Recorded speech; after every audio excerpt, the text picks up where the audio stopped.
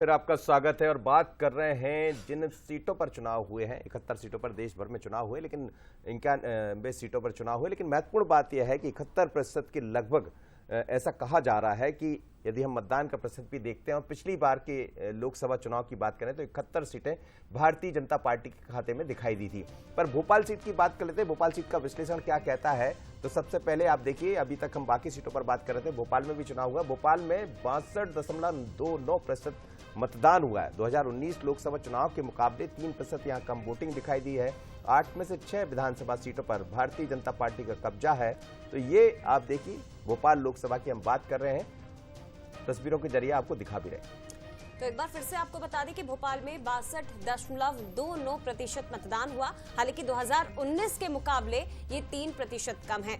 8 में से 6 विधानसभा सीटों पर फिलहाल बीजेपी का कब्जा। और खास बात यह है कि जिन विधानसभा सीटों का हम जिक्र कर रहे हैं उनमें तमाम विधानसभा सीटों पर वोटिंग परसेंटेज कम रहा, केवल गोविंदपुरा सीट को छोड़कर। वहां पर वोटिंग परसेंटेज में मामूली सा इजाफा जरूर हुआ है, लेकिन मतदाता बाकी सीटों की अपेक्षा घर से ज्यादा बाहर निकले हैं। बिल्कुल, और हुजूर में भी ठीक दिखाई दिया है। हुजूर में करीब 61% मतदान। दक्षिण पश्चिम में सबसे कम रहा। दक्षिण पश्चिम में सबसे कम रहा। और ये दक्षिण पश्चिम में कम होना ये बताता है कि आखिर कौन है जो वोट नहीं डाल पाया। क्या कांग्रेस नहीं डलवा पाई या भारतीय जनता पार्टी? क्योंकि दक्षिण पश्चिम अपने आप में बड़ा महत्वपूर्ण हो जाता है। तो मध्य को लेकर भी जो उम्मीदें की जा रही थी, क्योंकि मध्य में दोनों वर्ग ऐसा कहा जाता है काफी तादाद में। शरद जी हमारे साथ जुड़े, शरद जी से बात कर लेते हैं। शरद जी, कुछ विधानसभा तो देखिए दिखाई दे रही है, लेकिन वैसे भी गोविंदपुरा की बात करें या हुजूर की बात करें, ये भारतीय जनता पार्टी के गढ़ भी माने जाते हैं और हमेशा यहाँ वोट का प्रतिशत बढ़ता भी है। ये तो ठीक है, लेकिन दक्षिण पश्चिम में कम दिखाई दे रहा है।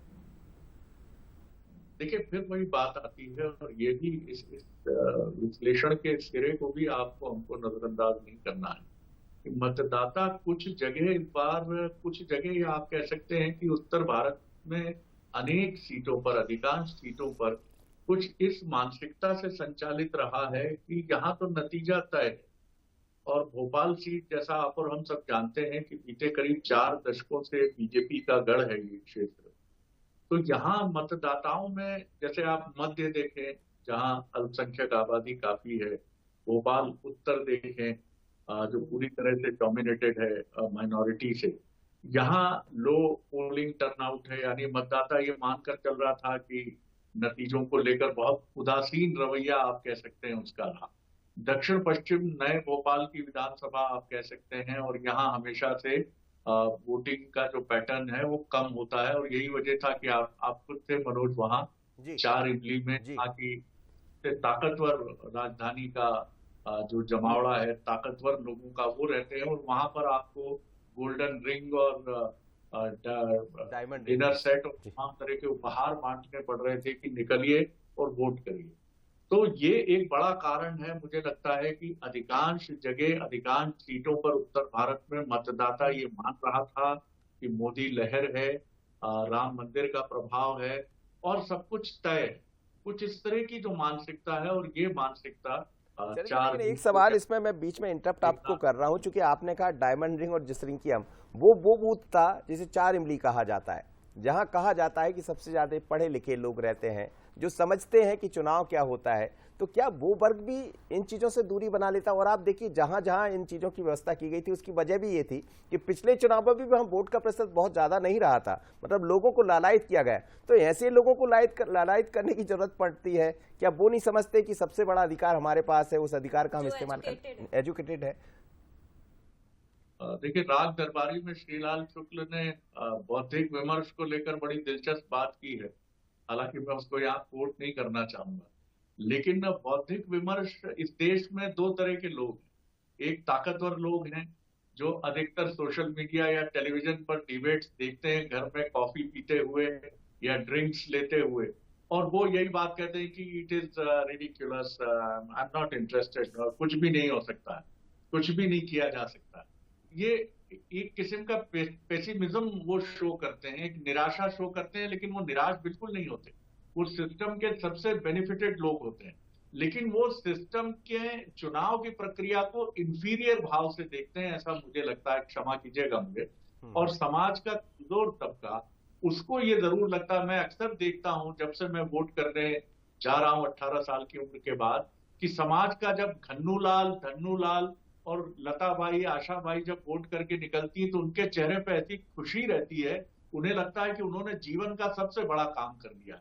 लेकिन पढ़ा लिखा तबका आलोचना में, निंदा में, अपने ही सिस्टम को कोसने में ज्यादा मशगूल रहता है। बिल्कुल बिल्कुल सर, लौटेंगे आपके पास, आगे भी चर्चा करेंगे, लेकिन इसी बीच एक और बड़ी खबर आपको बता दें कि चुनाव में दिग्गज नेता खुद को वोट नहीं कर पाए हैं। दिग्विजय सिंह, जिन्होंने भोपाल में हालांकि अपना मतदान जरूर कर दिया, राजगढ़ लोकसभा क्षेत्र, लेकिन भोपाल में क्योंकि उन्हें वोट डालना था वो यहाँ पर पहुंचे। ज्योतिरादित्य सिंधिया की अगर बात करें तो ग्वालियर सीट पर वोट उन्होंने डाला है, जहां से वो चुनाव लड़ रहे हैं वहां की वोटर लिस्ट में उनका नाम ही नहीं है।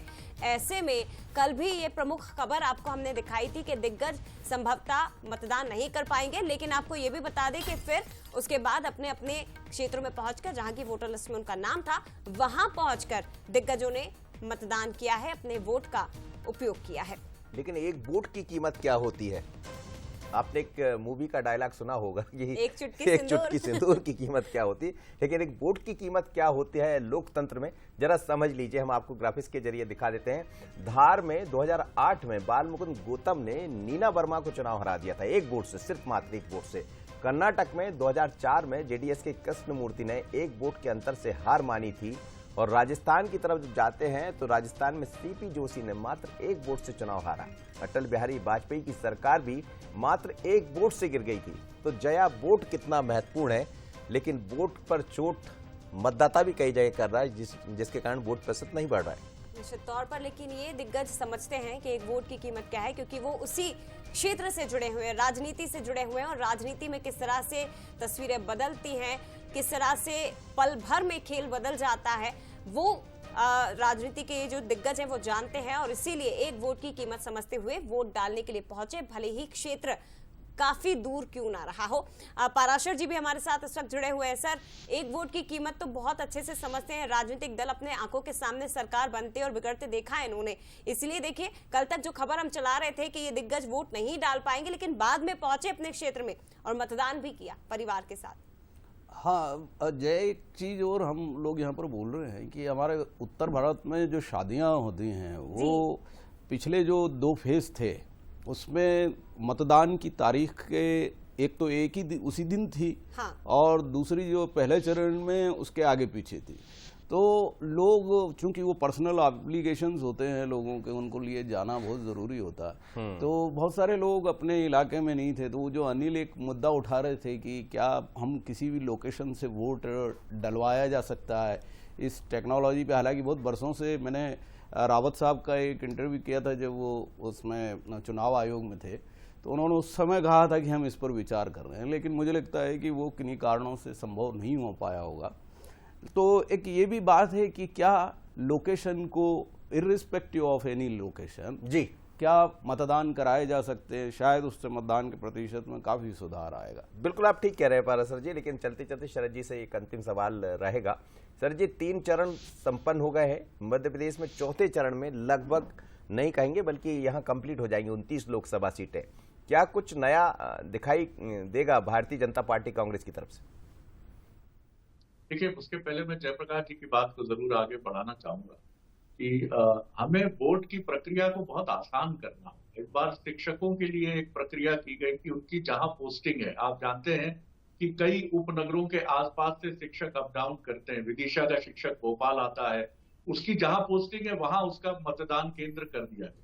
अब अगर कोई 40 किलोमीटर मतदान के दिन अपने 40 किलोमीटर चलकर जाए तो उसके लिए मैं ये नहीं कहूंगा कि ये कोई बहुत कठिन काम है, लेकिन फिर भी ये चुनौतियां नहीं पैदा की जानी चाहिए और हमें इस पूरी प्रक्रिया को आसान, क्या आप कल्पना कीजिए कि क्या हम इसको मैंडेटरी नहीं, इसको ऑब्लिगेटरी नहीं कर सकते कि आपके घर पहुंच जाए व्यक्ति और आपसे कहे कि लीजिए ये मशीन है, मतदान करिए आप, जिससे अधिक लोगों का नजरिया इस पूरी प्रक्रिया में सामने आ सके। आप अपना सवाल जल्दी से दोहरा दीजिए तो मैं कमेंट करती।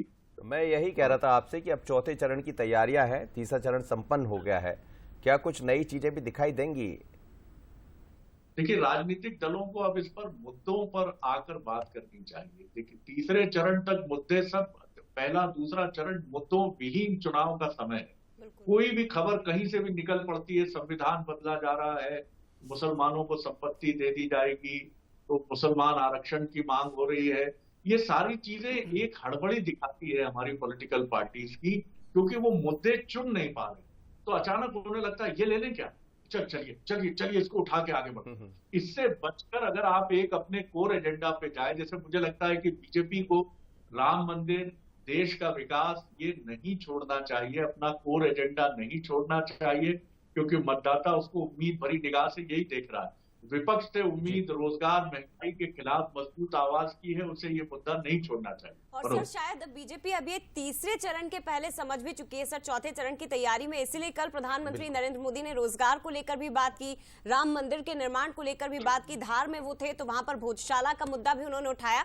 तो संभवतः क्योंकि मालवा निमाड़ की ज्यादातर सीटों पर चौथे चरण में चुनाव है, तो वो मुद्दे शायद स्थानीय मुद्दे, और जिन मुद्दों का आप जिक्र कर रहे हैं वो हमें सुनाई दे सकते हैं, उन पर भी हम आगे चर्चा करेंगे। लेकिन फिलहाल शुक्रिया सर आप सभी का, अनिल द्विवेदी जी, जेपी पराशर जी और शरद जी, आपका भी बहुत धन्यवाद विश्लेषण करने के लिए। बहुत महत्वपूर्ण चर्चा थी। तीसरे चरण का चुनाव संपन्न हो चुका है और मध्य प्रदेश चौथे चरण की तरफ अब आगे बढ़ रहा है। लेकिन उम्मीद हम यही कर रहे हैं कि जिन वोटर्स को लेकर लगातार अपील की जा रही है कि वो घरों से बाहर निकले, चौथे चरण में वो जरूर अपनी भागीदारी सुनिश्चित करेंगे। बिल्कुल, हम भी लगातार यही अपील उनसे करते रहते हैं। और चौथे चरण में जैसा तीसरे में कुछ इजाफा हुआ है, जब चौथा चरण हमारे सामने होगा तो हम ये कहेंगे कि शेयर बढ़ गया, और फिर उसकी चर्चा अलग हो रही होगी। उम्मीद कर रहे हैं कि इस पर चर्चा हो। बिल्कुल हम उम्मीद करेंगे और ऐसी चर्चा होगी, और फिर वही सटीक विश्लेषण लेकर फिर आपके पास आएगी। फिलहाल इतना ही, लेकिन तमाम बड़ी खबरों के लिए आप देखते रहिए बंसल न्यूज। नमस्कार।